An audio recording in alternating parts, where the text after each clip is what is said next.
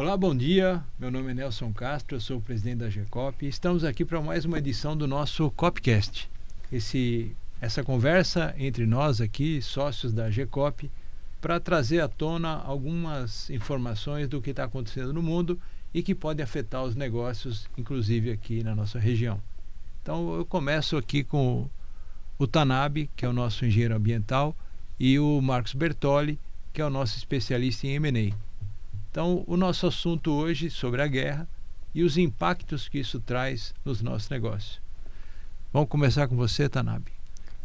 Nelson, muito obrigado pelo convite, por estar aqui conversando sobre um assunto muito importante na atualidade, né? E o que o Brasil está enfrentando, todo mundo já sabe, obviamente, o que afeta mais é a passagem conforme os combustíveis, né? E a cadeia do Brasil em relação aos combustíveis no que afeta, principalmente o modelo de transporte no Brasil, que é o mais caro e que é o lado de transporte rodoviário. E que toda a cadeia no transporte, até no transporte do etanol, advém no combustível dos caminhões. Então a gente vai verificar que tudo se inflaciona devido ao transporte. Então, a gente está vendo que as transportadoras estão com dificuldade, né? Existe uma luta aí do preço mínimo do transporte legislado pela NTT. Algumas transportadoras não estão conseguindo repassar isso ou contratar o frete no patamar necessário. Vimos algumas transportadoras sendo vendidas, outras simplesmente pedindo falência. Então, isso antes da guerra. Imagina com a guerra, né? O impacto que vai causar nisso tudo. E realmente afeta todas as cadeias produtivas no mundo inteiro, né? Não só no Brasil. Qual que é a sua impressão, Marco? Nelson, você tem toda a razão, né? Primeiro, obrigado pelo convite também. Entendo que uma situação como essa, pontualmente, nós estamos falando de uma situação pontual no Oriente Médio, ela influencia em toda a economia mundial. E eu tenho até uma visão sobre tudo isso, que eu entendo que o mercado, quando ele muda assim de mão, como está acontecendo agora, a gente fala assim, uma invasão dos americanos, dos israelenses no Irã, afeta em todo sentido, como diz o Tanabe. Inicialmente afeta nos primeiros produtos que atingem necessariamente o ser humano, que é o combustível de transporte, mas nós temos aí uma coisa muito abrangente. E é uma coisa muito interessante, talvez aquele que está nos assistindo, muitas vezes trabalha no seu varejo regional ou com as suas atividades econômicas local, muitas vezes no primeiro momento não entende o que uma situação como essa afetaria na parte econômica. Claro que tem a ideia, pelas notícias que geram, de que em algum momento vai acontecer alguma coisa mais grave, como a questão da falta de combustível, ou possivelmente na retroalimentação do plantio, com a questão dos adubos, que são derivados também do petróleo, né?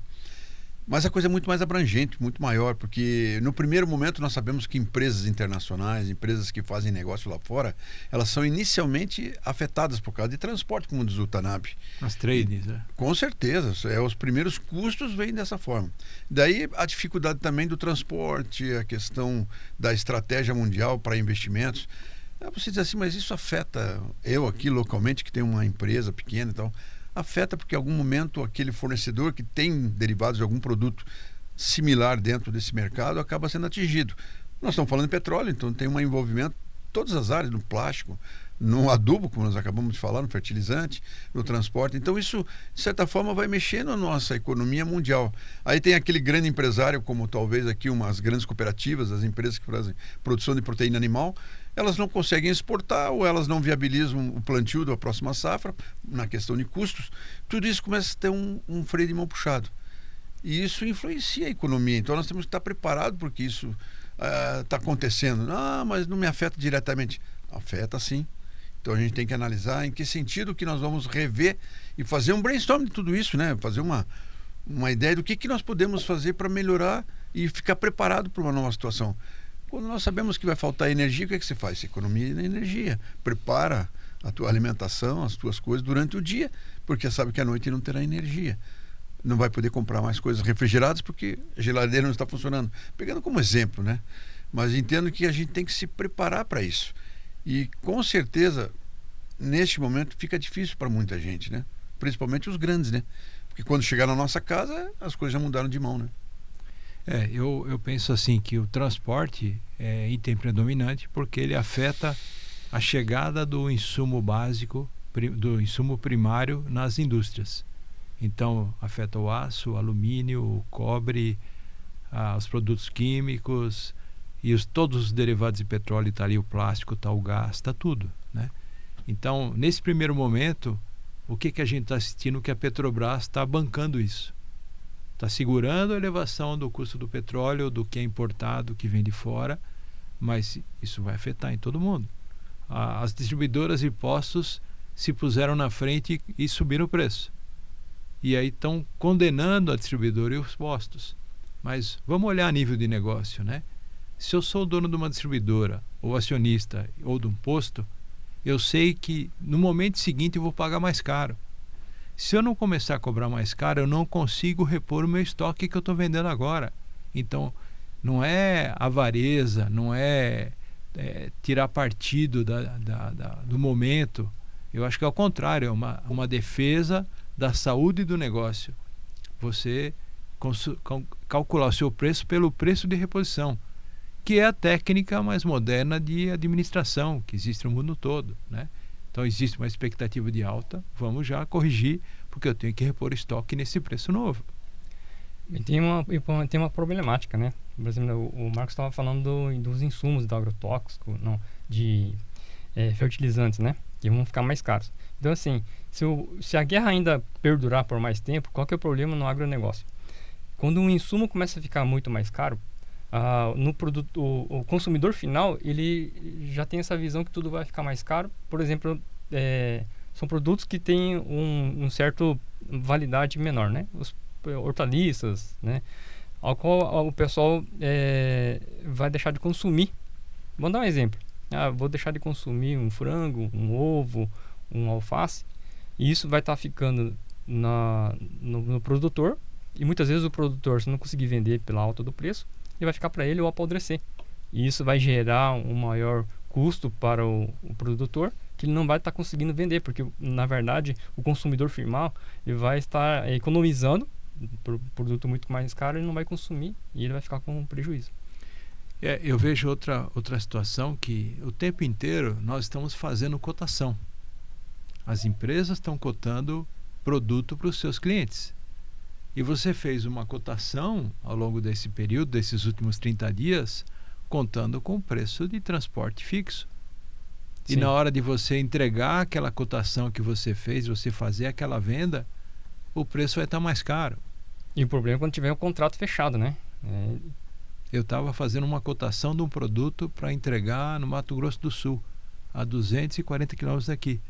Quer dizer, toda a negociação que eu fiz com transportadoras, com caminhoneiros, está perdida, porque ninguém vai querer sustentar aquele preço. E aí, se o meu cliente lá falar, não, eu quero, mas tem que ser naquele valor. Eu não tenho como entregar. E o maior problema é se for em fechamento de exportação em dólar. Aí piora. Agora, eu uso sempre uma frase que a gente aprende com a filosofia judaica, né? Mercado não some, dinheiro não some, ele muda de mão. Então nós temos que aproveitar esse momento e rever tudo os nossos processos de trabalho, nossas ideias. Que nem diz você, eu tinha um procedimento de visitar tal cliente, isso, aquilo. Se a coisa vai mudar, nós temos que estar preparado para isso. Então eu entendo que neste momento a gente tem que fazer uma revisão sobre os nossos processos de trabalho, até porque se o meu custo não vai poder alcançar, como diz você, lá o Mato Grosso, não sei o quê, eu vou atender um cliente mais próximo, dentro de uma realidade também mais próxima, porque os meus custos vão ser ajustados para isso. Mas eu entendo que toda situação, por pior que seja, ela tem uma oportunidade. É como eu te falei, no início da conversa aqui, de que uma coisa é difícil para um, mas melhora para outros. Então nós temos que estar espertos nesse mercado. A gente tem que estar olhando o que está acontecendo. Vamos dizer assim, o mercado de repente não está extremamente consumidor, mas ele tem uma prestação de serviço. É aquela brincadeira, né? Hoje eu não compro mais a minha televisão, vou mandar arrumar a minha televisão. Até pegando um exemplo, né? Então a prestação de serviço começa a mudar. Então até essas estratégias dentro de uma grande empresa, dentro do negócio, ela tem que ser revistas. Por isso que é o nosso trabalho de consultoria, para a gente achar, entender o que está acontecendo no mercado, para a gente poder sugerir e levar essas soluções para essas empresas, essas companhias, e para as pessoas ficarem mais espertas dentro do mercado, né? Entendo que, como disse, dinheiro não some, ele muda de mão, né? E tá difícil, tá, mas e aí, você vai ficar parado por causa disso? Não, vamos buscar soluções, O né? mercado continua, né? Com certeza. E outra, né? O Tanabe falou um pouco das hortaliças ali, de coisas perecíveis, mas todo mundo tem que comer, né? Então, talvez espace um pouco o consumo de algum item, mas não tem como você fugir, especialmente do frango, que é um item muito barato, né? O peixe, que é o nosso produto principal aqui, está virando o principal. Então, não creio que tem como manipular isso a nível de volume. Mas eu concordo que é nosso papel agora montar cenários, né, para os nossos clientes e entender onde é que tem oportunidade. Onde é que está esse cliente mais próximo, né, que você falou. Se esse cliente mais próximo tem volume, como é que eu acesso esse cliente, que tipo de abordagem, né? Que alternativas eu tenho para continuar o meu negócio num outro cenário com certas restrições, né? E eu acho que quando a gente tem um olhar de fora, nós da GECOP que temos essa visão de fora, temos essa visão de um mercado como um todo, né? Que a gente enxerga o que cada um está fazendo, e a hora que a gente junta todas essas soluções, nós trazemos um pacote mais forte para o cliente, né?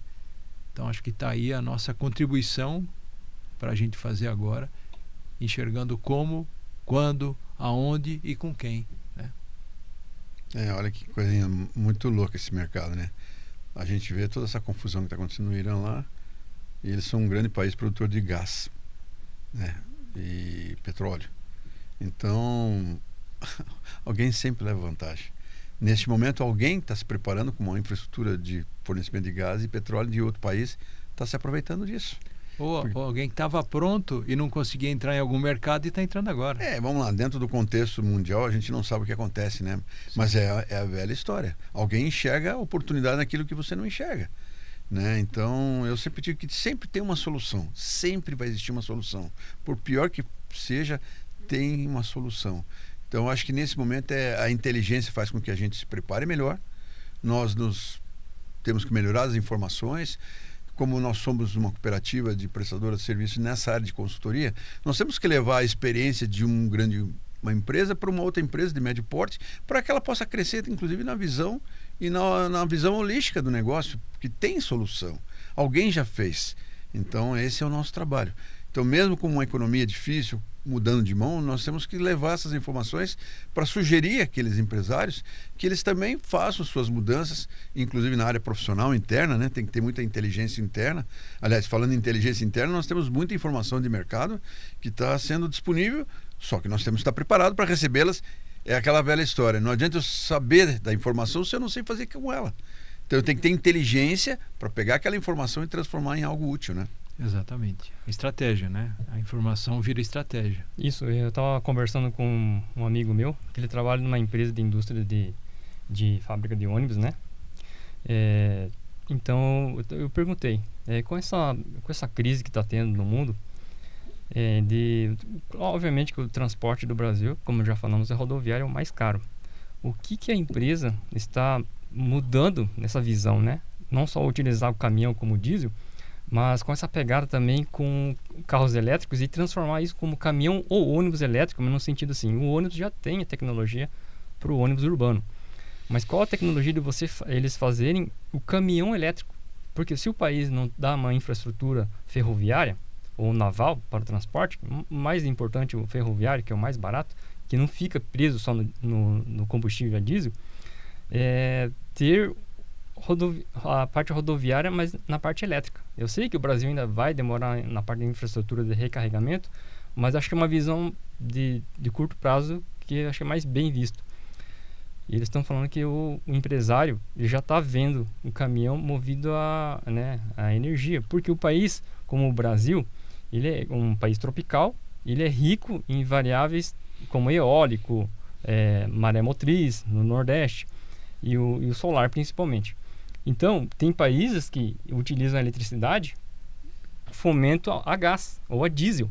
E muitos países com essa guerra estão sem eletricidade porque a eletricidade não é vindo pela hidráulica ou eólica como no Brasil, ou solar. Eles são utilizados a partir do diesel. Então ele fica preso nisso.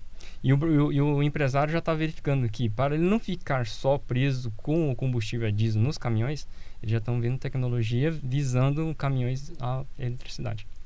Teve uma grande fabricante de bebida que o ano passado comprou mais de 1.000 caminhões elétricos para distribuição local.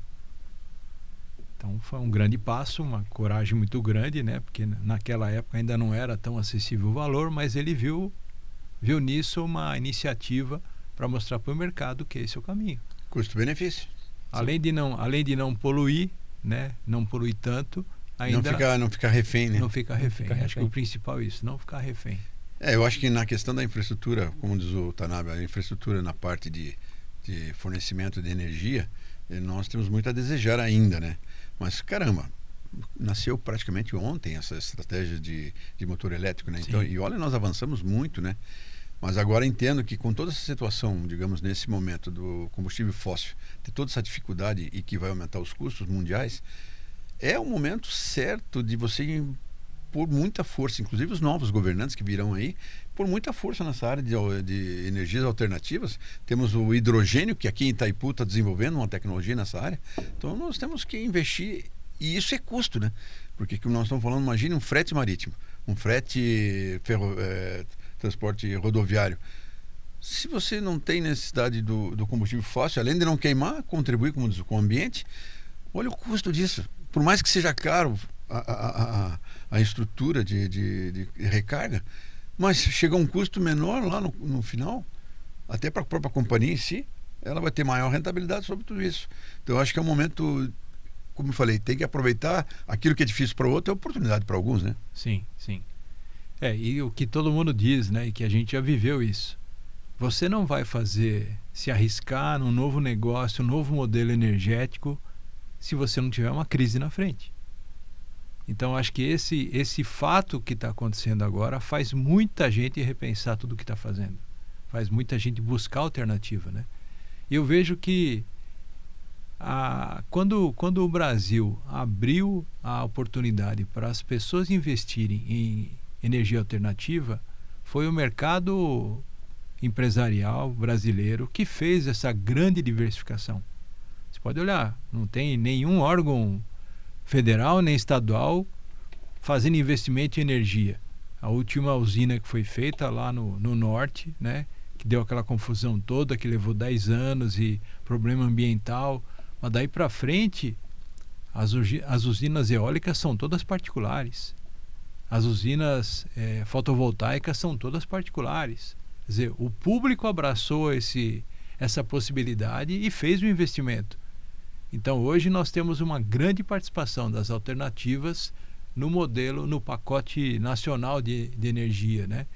Então, graças a essa abertura. Então, digamos que para que surjam novas oportunidades, a abertura é essencial. Nem se alguém for fazer uma estrada de ferro nova, como está se projetando aí para a nossa Ferroeste, né?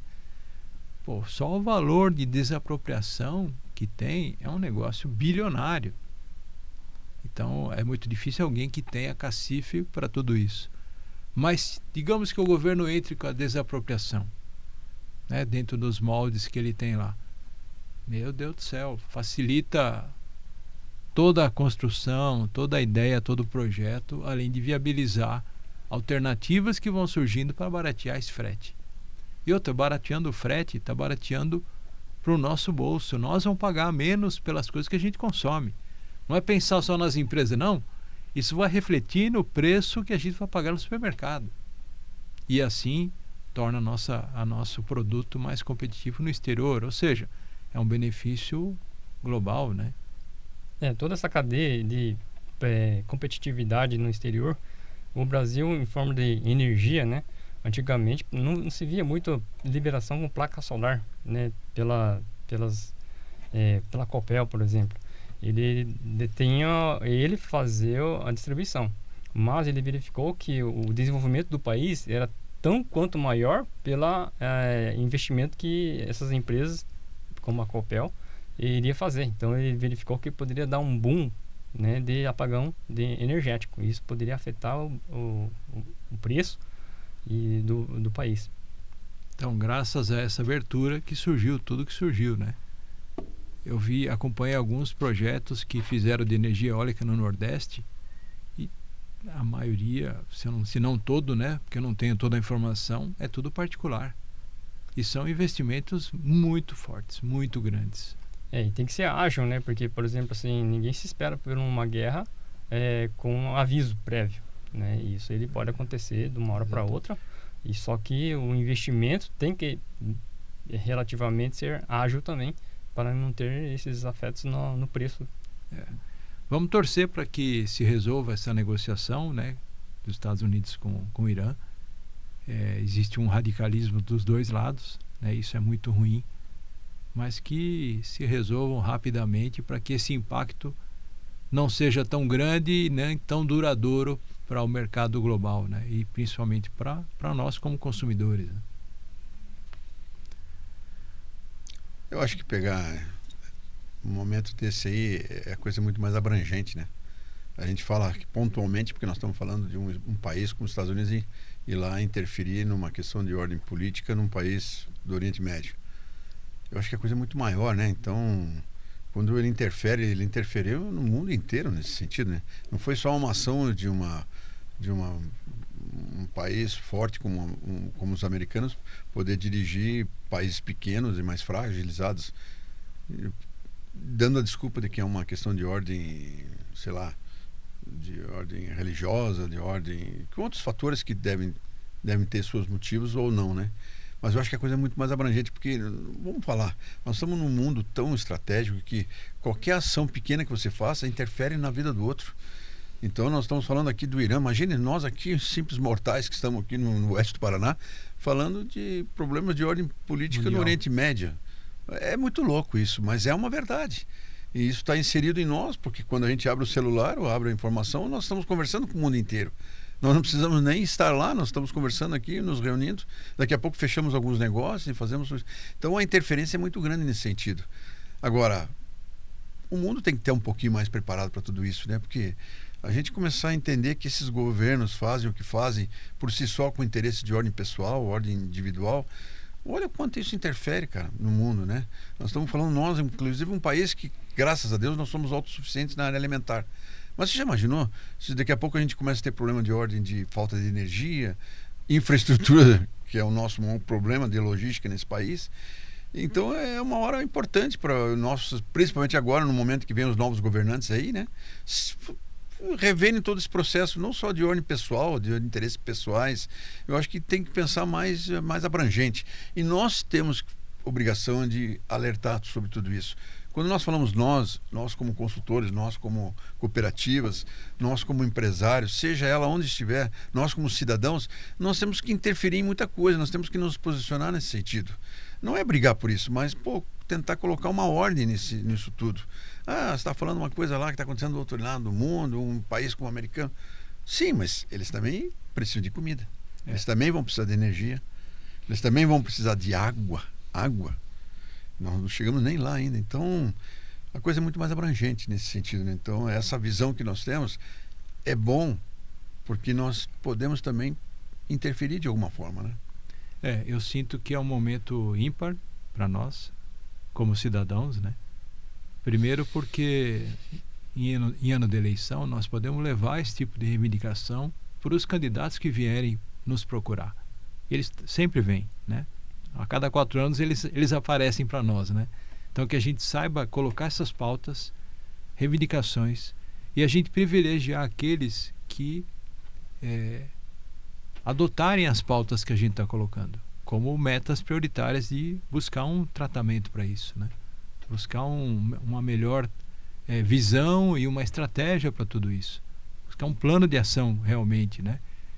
Então é um momento importante para tudo isso. E aqueles que não se sensibilizarem com as nossas pautas, que a gente deixe eles de lado, mais uma vez buscando renovação na área política, para que quem sabe venha com propostas novas, quem sabe assimile o que a gente está falando.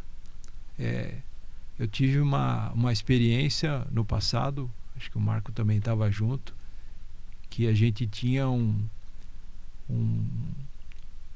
um processo de reivindicação de restituição tributária, lá nos anos 90, final dos anos 90, isso. E nós estávamos na CDL, nós éramos diretores da CDL, e o juiz Sérgio Moro estava aqui em Cascavel e ele que ia julgar a nossa ação. E a gente pediu uma audiência com ele, ele concedeu, e nós mostramos ali qual era a realidade e a justiça do que a gente estava pleiteando. E ele aprovou 100%, ou seja, deu ganho de causa para nós. E todos os lojistas da cidade tiveram o direito de ter proveito daquilo. Então, o que eu quero dizer com isso? Que nós temos um juiz que virou político, que foi sensível no momento, talvez ele seja agora de novo. E tenho certeza que os demais candidatos que surgirem também vão poder nos ouvir e também vão entender o momento, entender o nosso lado, né? Porque quando você está lá, você está vendo só o lado do governo. O governo precisa arrecadar. E o que nós estamos dizendo? Viu? Não tem mais margem para caber imposto nenhum. O que vai para o governo e o que vai para o juro do banco está consumindo a margem inteira e as empresas não estão sobrevivendo. Então vamos moderar isso, vamos colocar isso mais adiante, né? Vamos dar fôlego para as empresas conseguirem sobreviver e levar o seu negócio adiante.